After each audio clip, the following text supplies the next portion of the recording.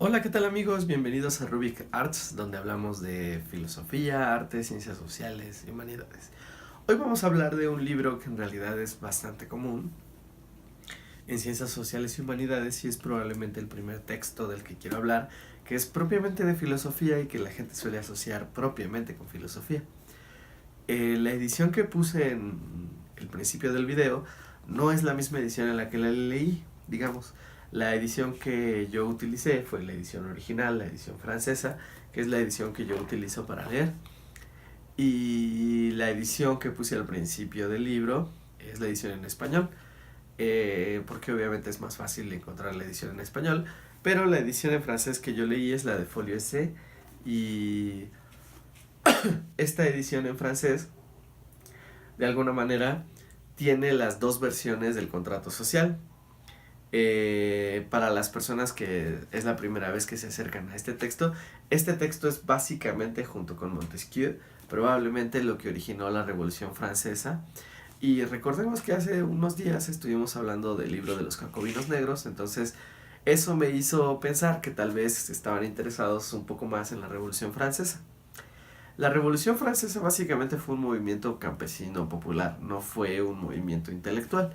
Sin embargo, hubo algunos personajes que sí se involucraron a profundidad, como Robespierre. Robespierre es básicamente el Lenin, para decirlo de alguna manera, de la Revolución Francesa. Sin embargo, Robespierre se basó principalmente en dos textos. Uno de ellos es el que tenemos hoy aquí en Rubik Arts, y este texto se llama El Contrato Social. Aunque, como les dije, de este texto hay dos versiones. La primera versión tiene que ver con la forma en la que Rousseau pensaba la república, y el segundo tiene que ver más propiamente con la forma en la que Rousseau se da cuenta de cómo se debe de pensar el proceso político o la forma de pensar la política en general. Estos dos textos, digamos, son difíciles de conseguir en una sola edición, porque generalmente se suele difundir solo la segunda edición, aunque en mi opinión es más fácil acceder a la primera edición. ¿Cómo saber qué es la primera edición? Porque la primera edición se llama O de las formas de la República. Es el contrato social o de las formas de la República. Y de hecho, si escuchamos la palabra república, generalmente es una palabra pues que solemos asociar mucho con el mundo contemporáneo. Y esa es la razón por la que Rousseau es probablemente uno de los personajes más importantes. Cabe destacar que además hay grandes figuras de la filosofía que fueron profundos admiradores de Jean-Jacques Rousseau, que por cierto no era francés, técnicamente era genovés, pero bueno, esa es una discusión difícil, ¿no? Generalmente en la filosofía pensemos que a veces estamos hablando de personas, en este caso personas que vivieron en el siglo XVII, y considerando que estamos en el XXI, pues hay algunos años entre uno y otro pensador. Y recuerda que aquí no se trata tanto de explicar los libros. ¿Por qué no se trata de explicar los libros? Porque si tú te acercas al libro te vas a dar cuenta de que en el fondo solo se trata de que te sientes y lo leas. Muchos de los libros que vas a leer te van a sorprender. ¿Por qué? Y ese es uno de los casos de Rousseau. La verdadera razón por la que a mí me gusta leer a Rousseau en francés no es para mamonear, es porque de alguna manera no hay una traducción exacta. Las traducciones son buenas para difundir, para enseñar, para eso son. Pero para gente que se dedica a esto como yo, bueno, cuando digo se dedica, en realidad yo solo soy un investigador en formación. Aunque por hacer videos de YouTube no sé dónde voy a acabar. Pero la cuestión es justamente esa, ¿no? Que cuando tú te acercas a los libros, te vas a dar cuenta de que en el fondo no son tan difíciles de leer, al contrario. A excepción de que te acerques a Hegel o a Schelling o a cualquiera del idealismo alemán. El idealismo alemán, que es básicamente... A mí me gusta pensar que el idealismo alemán es desde Christian Wolff, siguiendo la idea de Félix Duque. Félix Duque es uno de los más grandes filósofos vivos, mucho mejor que Zizek. Zizek es el rockstar de las ciencias sociales, es como el Neil deGrasse Tyson de las ciencias sociales. Es famoso, pero no es probablemente el mejor. Para mí el mejor hegeliano, aunque él se asume heideggeriano, hay una discusión complicada, es Félix Duque. Pero esa es una discusión muy especialista. Aquí estamos hablando de Jean-Jacques Rousseau. Yo solo le estoy dando vueltas a este tema porque eso es lo que a mí me gusta hacer. me gusta acercarte al texto para que tú tengas la curiosidad de pensar, pues, ¿qué onda, no? Pero te voy a contar una historia sobre Rousseau.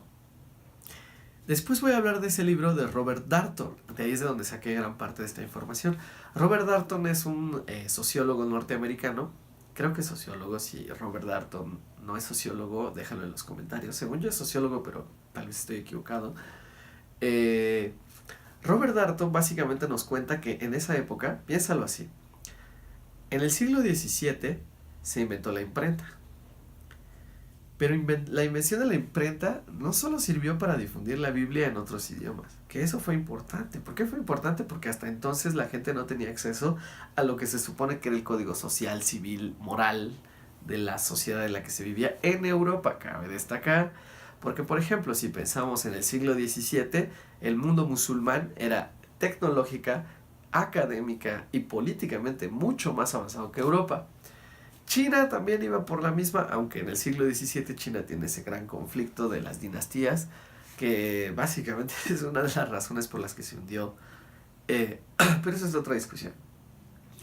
¿Qué pasaba en América Latina? Pues en América Latina estaban empezando apenas los primeros movimientos independentistas en el siglo XVII.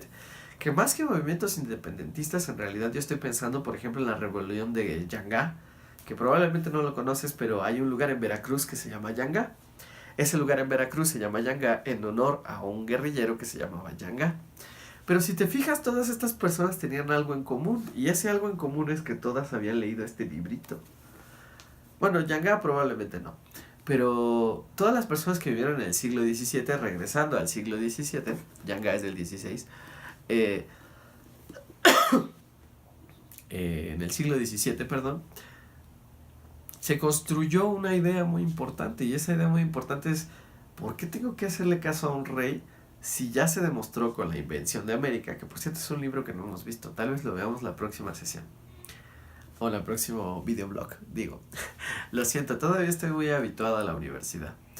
Y entonces, de alguna manera, de lo que se trata es que Robert Darnton nos cuenta que así como la imprenta de alguna manera supuso la difusión de la Biblia, y la invención de América, no descubrimiento, eso es un error grave.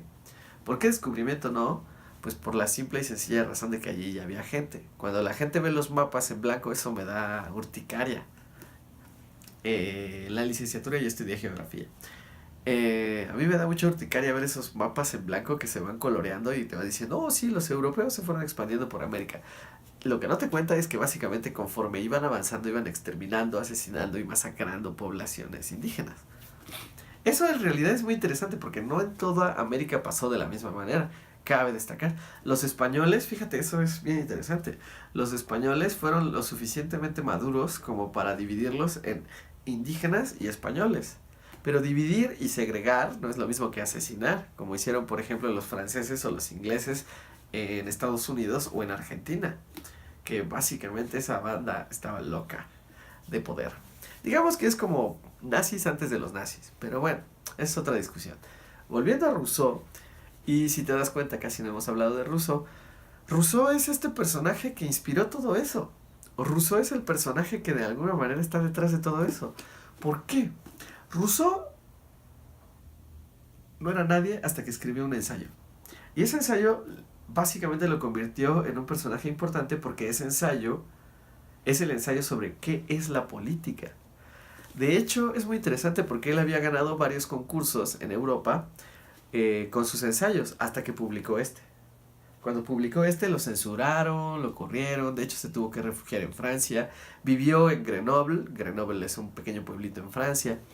Vivió en Grenoble y ahí vivió escondido durante los últimos años de su vida. ¿Por qué vivió escondido? Porque este textito básicamente decía que los reyes, estas ideas en realidad ya son parte de nuestra vida diaria. Son ideas que ya están muy arraigadas. Cuando yo te digo república, cuando yo te digo división de poderes, que eso es más Montesquieu que Rousseau, o cuando yo te digo poder legislativo, eso es más Montesquieu que Rousseau, pero de alguna manera es la misma discusión. En realidad estamos hablando de una persona que pensó todo eso hace mucho tiempo, en el siglo XVII, XVII-XVIII, ¿no? Y este personaje de alguna manera inspiró la Revolución Francesa. ¿Pero por qué inspiró la Revolución Francesa? ¿Qué es el contrato social? ¿Cuál es la idea central del contrato social? Pensémoslo así, para Rousseau todos somos buenos por naturaleza. ¿Por qué piensa eso Rousseau? Porque es del siglo XVII. Hace poco vimos un texto que se llamaba La ilusión occidental de la naturaleza humana de Marshall Salins. Y en ese texto vimos que en el fondo, si lo leíste, ojalá lo hayas hecho, recuerda que aquí nadie te lleva de carrera, o sea, si quieres leerlo dentro de 10 años es tu bronca, ¿no? La cosa es que tengas en mente que hay autores que han trabajado estas cosas. Y Marshall Salins básicamente llega a que nosotros no tenemos una naturaleza como tal, nuestra naturaleza propiamente más bien es la cultura. ¿Y por qué la cultura? Porque rigen los patrones de nuestra conducta. Pero en el siglo XVII no sabían esas cosas. Y Rousseau, a diferencia de Thomas Hobbes, que son probablemente los dos más famosos de ese periodo, aunque no son los únicos, Christian Wolff, por ejemplo, es un contemporáneo que es mucho mejor que ellos dos, pero esa es otra discusión. Bueno, no lo sé, Rousseau es un personaje muy importante para la filosofía, muy importante. Cuando lo leas te vas a dar cuenta de por qué. Porque básicamente Rousseau es nuestro mundo contemporáneo. Cuando triunfa la revolución, triunfa la idea de que todos somos ciudadanos. Todos nos regimos a partir de un pacto social. Y ese pacto social es el reconocimiento del Estado. ¿Y qué es el Estado? Ah, pues ponte a leer Rousseau y te recomiendo que nos sigas sintonizando. Nos vemos, sintonizar ni que fuera televisión. Hasta la próxima, amigos. Gracias.